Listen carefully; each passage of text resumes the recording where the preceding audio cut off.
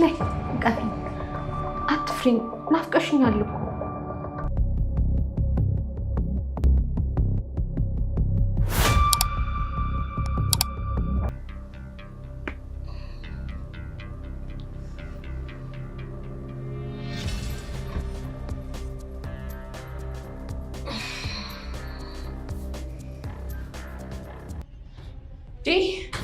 ምሳሌ ነይ ጋር ምሳሌ ዘመን ሰምኛለሽ። እስከ ዛሬ አድነሻታል። ዛሬ ግን የምልሽን ካላደረሽ በፍጹም አታድኛትም። ኧረ ትዬ እሱ ደግሞ ምን ማለት ነው? ይኸውልሽ ትሰምኛለሽ። ነይ ማግኘት ፍቺኝ፣ ፈተሽኝ፣ ይህንን በር ለቀሽ ውልቅ በይ። ካልሆነ ግን ሲጥ አድርጌ ነው የምደፋት። ኧረ እባክሽ ትዬ፣ ኧረ እባክሽን ተይ፣ እባክሽ ትዬ ተይ። ፍታኝ፣ ፍችልኝና በሩን ዘጋት። ዞር በይ እያልኩሽ ነው።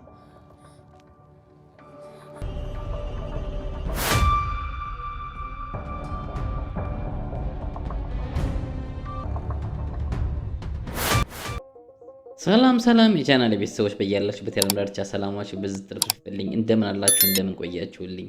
እነሆ ዛሬ እንግዲህ በክፍል 80 ተመልሼ መጥቻለሁ። እስከ ፕሮግራም ፍጻሜ አብራችሁ ቆዩ ዘንድ የአክብሮት ግብዣችን ነው። ታዲያ ለዚህ ቻናል አዲስ ከሆናችሁ ቻናሉን ሰብስክራይብ፣ ላይክ፣ ቪዲዮዎችን ሼር ማድረጋችሁን እንዳይረሳ ለማለት እንወዳለን። ሰሞኑን ቻናሌ ቪዲዮ ብዙም እየታየልኝ አይደለም፣ የተወሰነ ቀን አቋርጬ ስለቆየውና እስኪ ላይክ አድርጉት።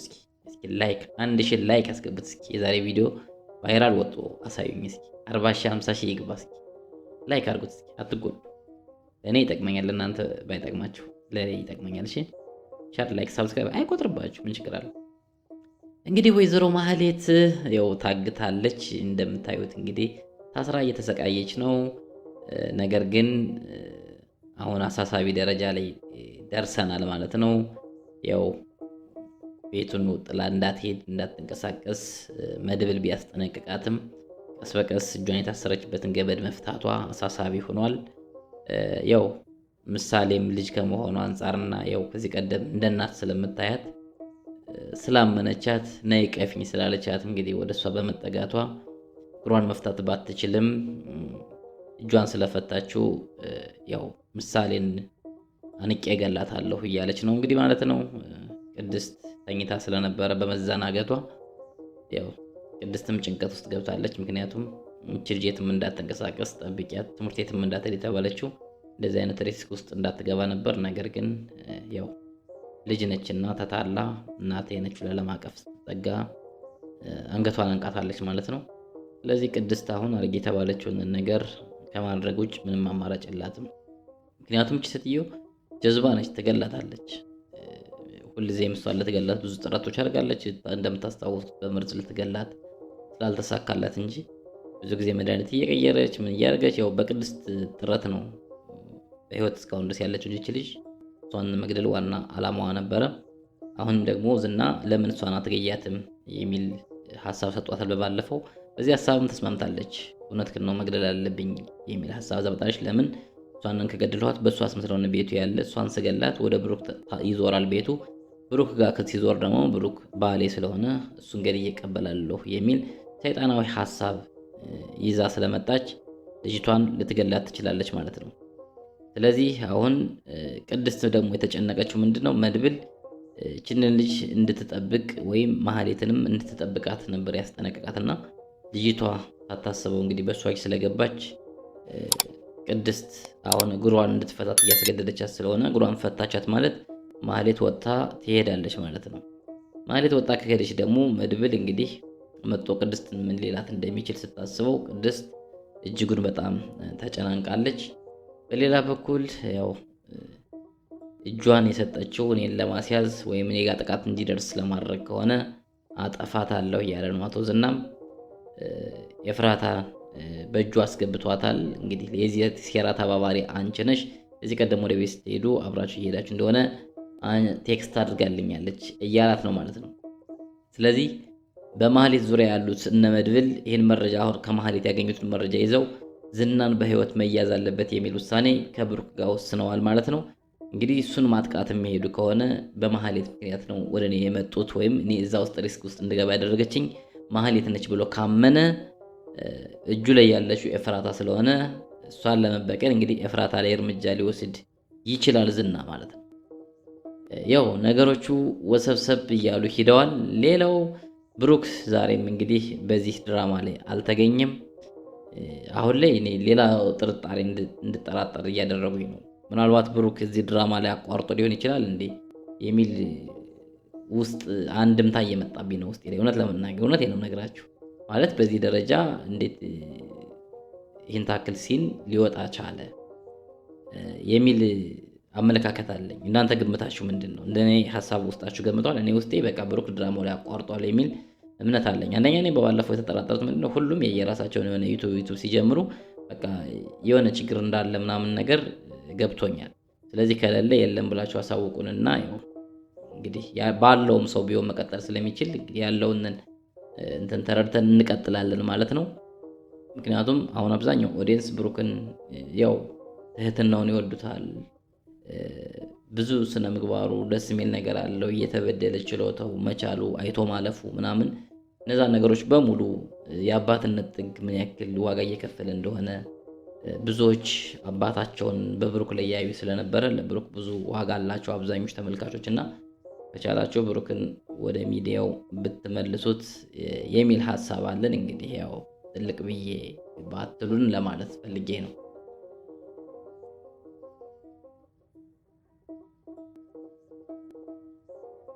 ሌላው እንግዲህ መድብል ከዚህ ቀደም ማረሚያ ቤት እየኖርኩትኝ ሰው ተማትቼ ነው የሆነን ሰው ሲያንገላቱ አይቼ ለሰው ብዬ ያን ሰው ጋር እርምጃ ወስጄ ነው ማረሚያ ቤት የኖርኩት። ዛሬም ደግሞ ለወንድሜ ስል የሆነ ነገር ፈጥሬ ተመልሼ ወደዛ ልገባ እችላለሁ። እኔ ህይወት የሚባል ነገር ሳልመሰርት ቀረሁ ለሰው ስል። ዛሬም የወንድሜን ጠላቶች ለመበቀል ስል ምንም አይነት ነገር ሳይኖረኝ ላልፍ ነው እያለ ነው። እንግዲህ ሞገስም በዚህ አጋጣሚ እየመከረ ነው። ሁሉም ይደርሳል፣ ሁሉም በጊዜ ይሆናል እያለው ነው። እንግዲህ እያጽናናው ነው ማለት ነው።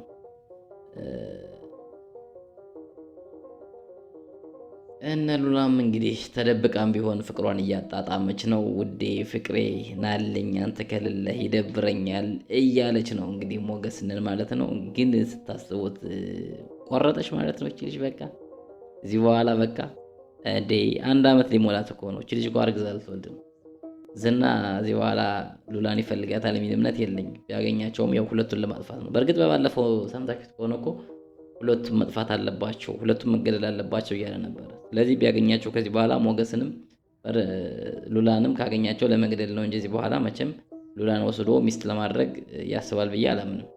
በእርግጥ ከዚህ በኋላ ጉልበት እኛ ካልሆንክ መኖር አትችልም ነው ያሉት። ያው እንግዲህ መድብልም ከሞገስ ጎን ስለሆነ በጉልበትም በምንም ያው እንግዲህ አሁን ዝናን የሚቋቋሙበት ሁኔታ ላይ ስላለ ሉላን አሳልፈው ላይሰጡ ይችላሉ።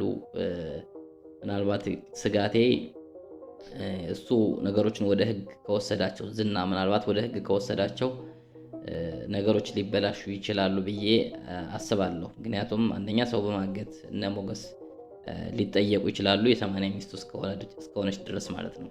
ነገር ግን ይህንን ጉዳይ እስካሁን ድረስ ዝና ወደ ፖሊስ ያልወሰደበት ምክንያት ዝናም ያው ብዙ ወንጀሎች እጁ ላይ ስላሉበት ከሱ ጋር የማጣራት ሁኔታ እንዳይቀጥልበት ስለሚፈልግ ነው ብዬ አምናለሁ። ምክንያቱም በዝና ዙሪያ ያሉ ሰዎች ብዙ ኮንትሮባንድ የሚነግዱ ከፍተኛ የሆኑ ባለስልጣናት አይነት ሰዎች ናቸው። ሰዎቹ ያውቃቸዋል ይህ ሰው። ምክንያቱም በባለፈው ጓደኛው ከቴሌኮም ስልኩን አውጥቶ ሲሰጠው ደንግጦ እነዚህ ሰዎች ጋር እንዴት ተገናኘ እያለ ስለነበረ ማለት ነው። ስለዚህ እንግዲህ ዛሬም እነዚህ ሰዎች አሳግተውት ሊሆን ይችላል ወይ?